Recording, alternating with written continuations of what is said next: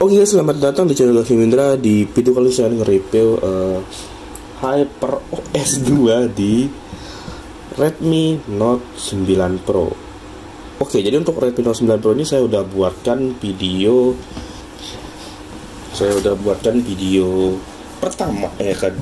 pertama dan juga video kedua ya untuk reviewnya. Dan pertama kesan pertama pada saat saya membeli ini HP.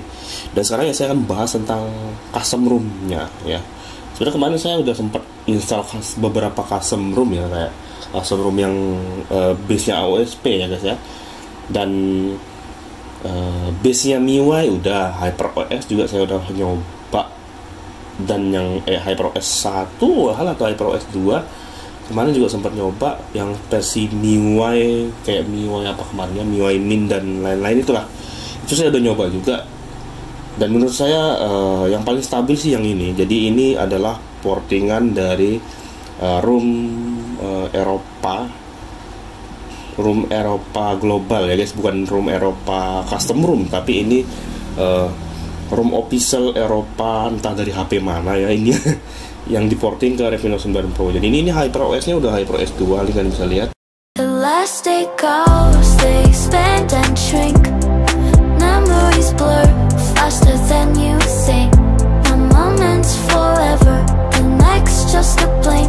In this elastic time, we sink or swim. Ya, saya udah buat 2 video ya tentang ini Redmi Note 9 Pro. Dan ini lagi OTW buat upload yang video keduanya ya, dengan harga 700.000. Ini sih menurut kalian bagaimana ya? Kalian bisa nonton di pojok kanan atas untuk video-video sebelumnya. Dan di sini saya bahas tentang HyperOS 2 ini yang saya install di Redmi 9 Pro ini. Oke.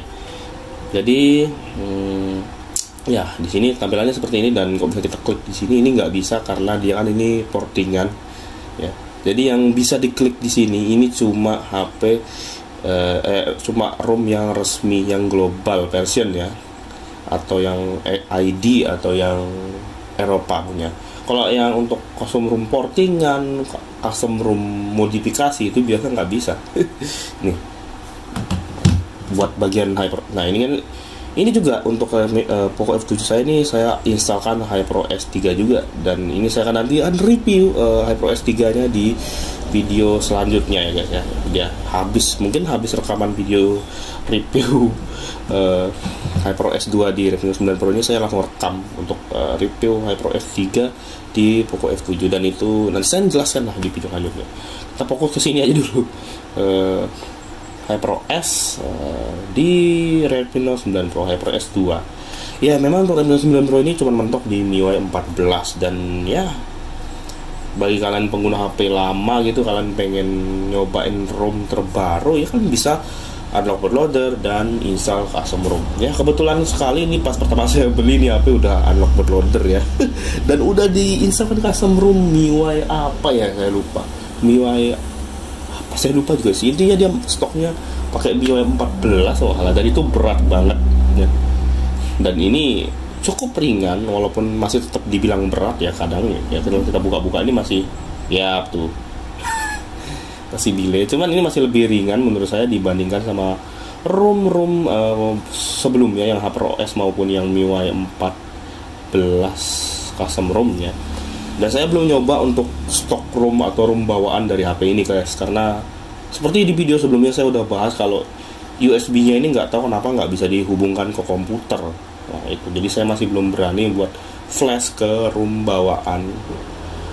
Sebenarnya ROM bawaan itu bisa di flash lewat recovery atau TWRP ya.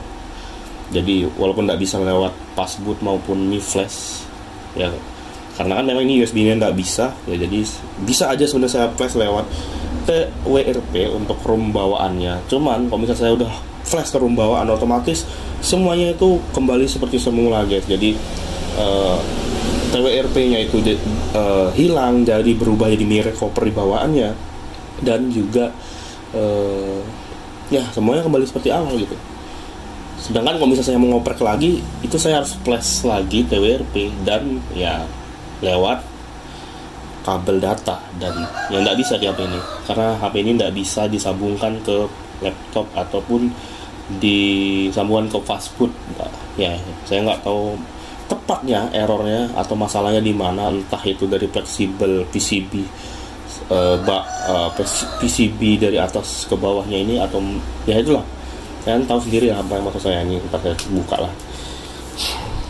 Nah ini guys, maksud saya guys, jadi kemungkinan Retina 9 Pro itu sering rusak di bagian kabel ini. Kemungkinan ini sih ya. Jadi HP Retina 9 Pro saya nggak bisa disambung ke kabel data, dan juga nggak bisa di charge, nggak bisa hidup pas chargingnya gitu. Nah, ini saya masih bingung. Kemungkinan ini sih yang rusak, fleksibel ini. Dan kita langsung lanjut aja untuk review custom ROM-nya ya guys ya, biar nggak lama-lama. Oke.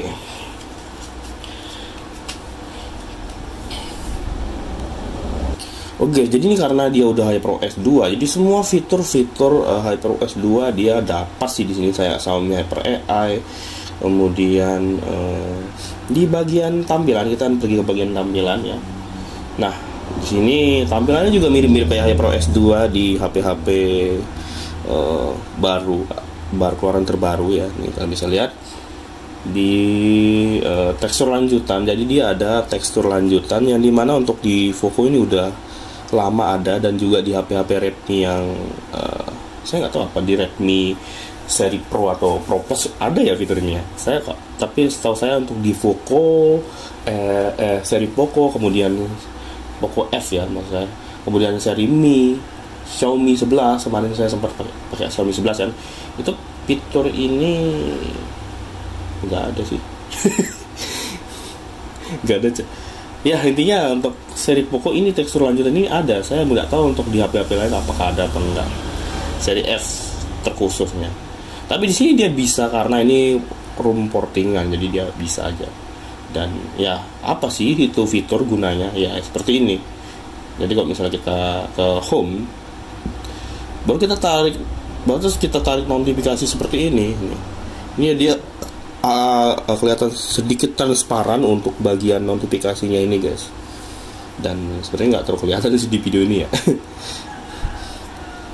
Dan kemudian di bagian skema warna ini uniknya, ini ada pilihan setelan lanjutan, dimana kan biasanya kan kalau untuk di HP-HP biasa yang layarnya masih IPS AMOLED atau enggak yang AMOLED biasa, itu biasanya setelan lanjutan ini nggak ada guys.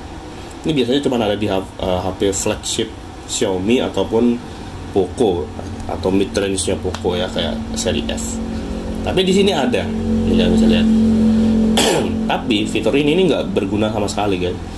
Ini saya ubah ke P3 asli sRGB, dan ini juga bisa edit saturasi, dan di sini juga tetap sama aja, nggak ada perubahan sama sekali.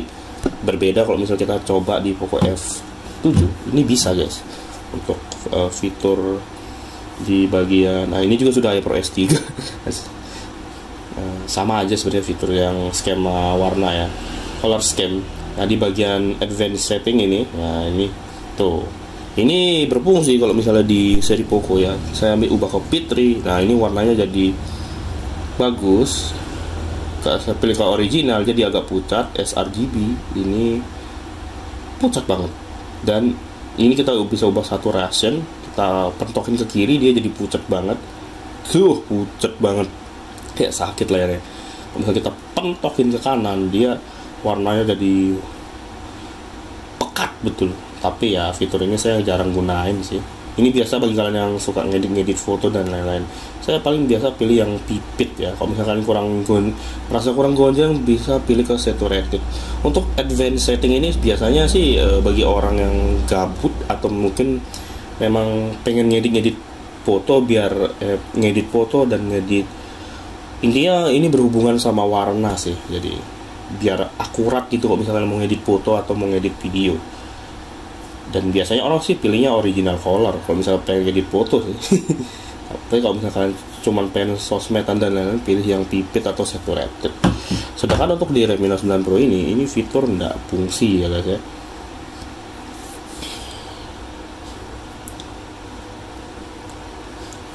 Nggak fungsi.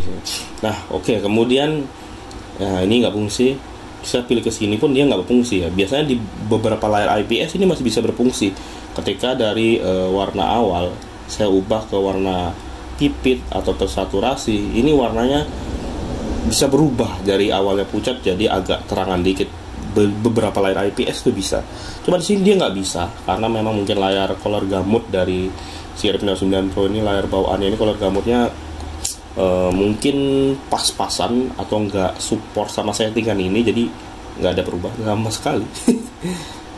Dan uniknya di sini ada fitur yang seharusnya nggak ada di HP ini, yaitu ya karena ini room portingan ya, jadi jadi kayak misalnya mode anti kedip ini di sini dia ada tuh, ada anti kedip regular. Cuman ini kan nggak ngaruh guys, kalau di layar IPS fitur ini nggak ngaruh sih menurut saya, karena biasanya yang sering flicker itu layar AMOLED ya. Kalau IPS itu jarang ada yang flicker walaupun ada. Kemudian rasio penyegaran ini lucunya, ini ada pilihannya, cuman dia cuman ada 1 Hz sama 60 Hz.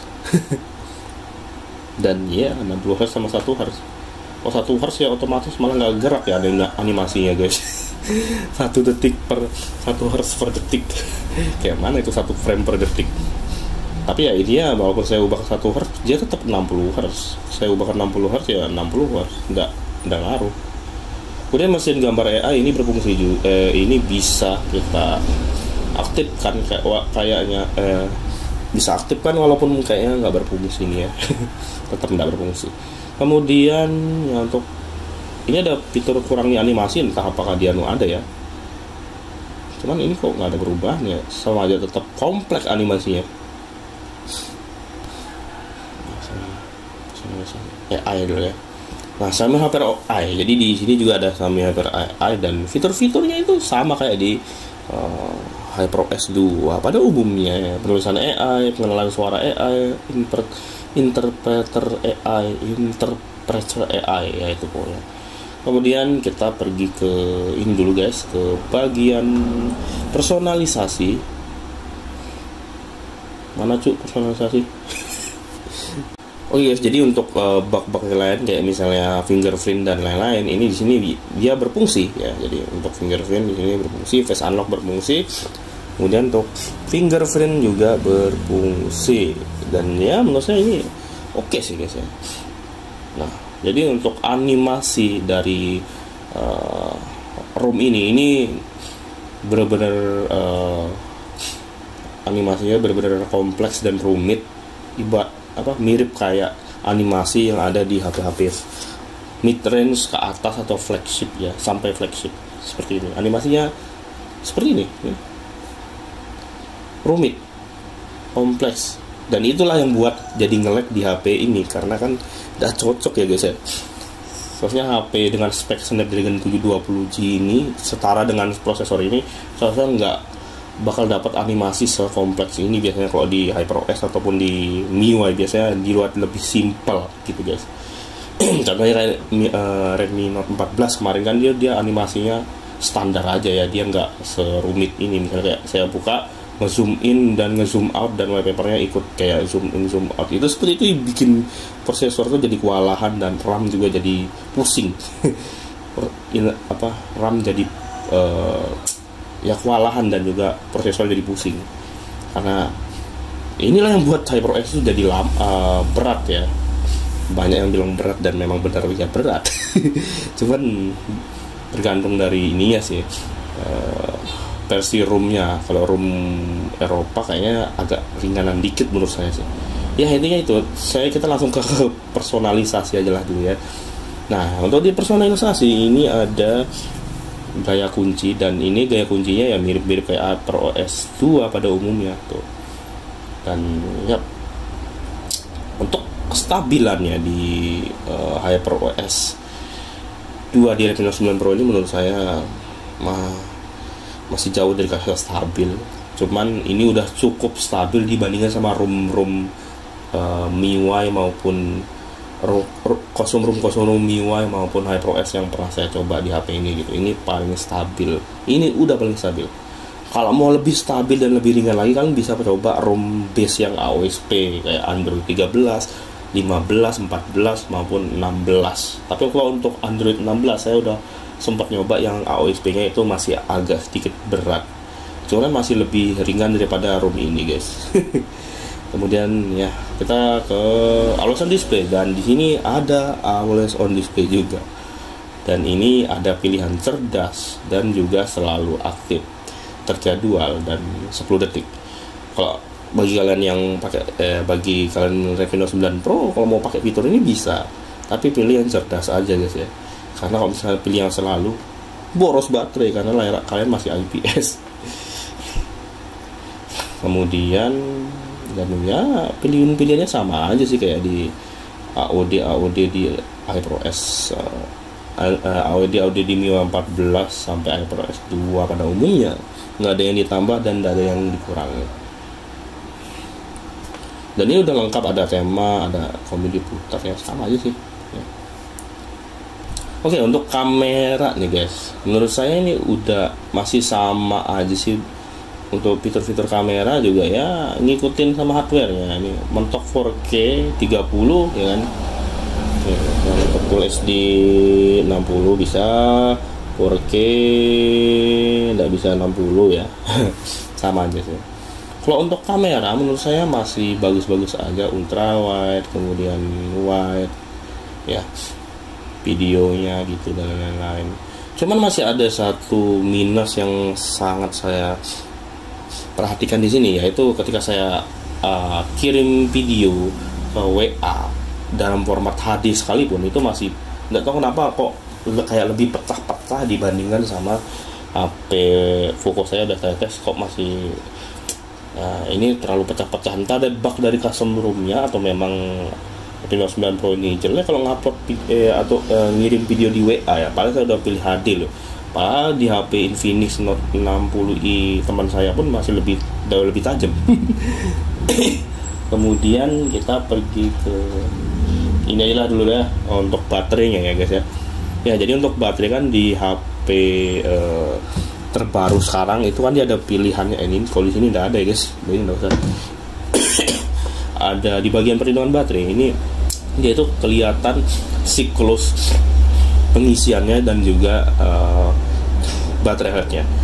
Tapi di sini cuman ada suhu sama jumlah isi daya hari ini ya. Seperti itu guys. Kemudian untuk Dolby, ini juga punya Dolby Atmos ya. Ya sebenarnya untuk di Revino 9 Pro kan itu belum support ya. Itu supportnya baru di Redmi Note 10 Pro. Dan di sini ada ya, fitur Dolby Atmos. Mana yang Dolby Atmos? Ntar bukan ya di sinilah sound, bagian sound. Ntar ya saya cari dulu mana ya, kok hilang. Sorry guys, bukan di situ tempatnya, di suara dan sentuhan ya. Nah ini tampilannya seperti ini, dan ya di bagian efek suara ini ada Dolby Atmos, dan ini kita bisa pilih suara Xiaomi atau Dolby Atmos. Tapi sayangnya Dolby Atmos ini belum berfungsi atau enggak bisa berfungsi sama sekali. Ya wajar lah ya, karena custom ROM jadi algoritmanya itu enggak cocok sama hardware-nya. Ini ya hardware-nya enggak support ya, software-nya enggak bakalan bisa bantu. Sebenarnya bisa aja software-nya bantu, cuman mungkin enggak sinkron sama hardware-nya, software-nya. Seperti itu, namanya juga ROM portingan. Dan biasanya sih prosesor juga harus support juga sih sama Dolby Atmos-nya, setahu saya. Oke, langsung kita lanjutkan ke bagian setelan tambahan di implementasi feature. Nah, ini fitur ini nih fitur tambahan dari si custom ROM atau ROM portingannya ya guys ya. Jadi kalau misalnya di ROM bawaan MIUI atau HyperOS 2 nya ini nggak ada fitur kayak ginian. Implemented feature ya. Di sini ada disable screenshot, secure screenshot. Jadi kalau misalnya kita screenshot di Dana, screenshot di M-banking yang kadang itu ngelarang kita buat screenshot, tapi di sini kita bisa screenshot. Seperti itu sih kayaknya. Tapi saya belum nyoba untuk fitur ini. Nah, misalnya kalian kirim foto sekali, teman kalian kirim foto sekali, kalian screenshot, itu mungkin bisa ya. Tapi saya belum nyoba fitur ini, disable secure screenshot ini.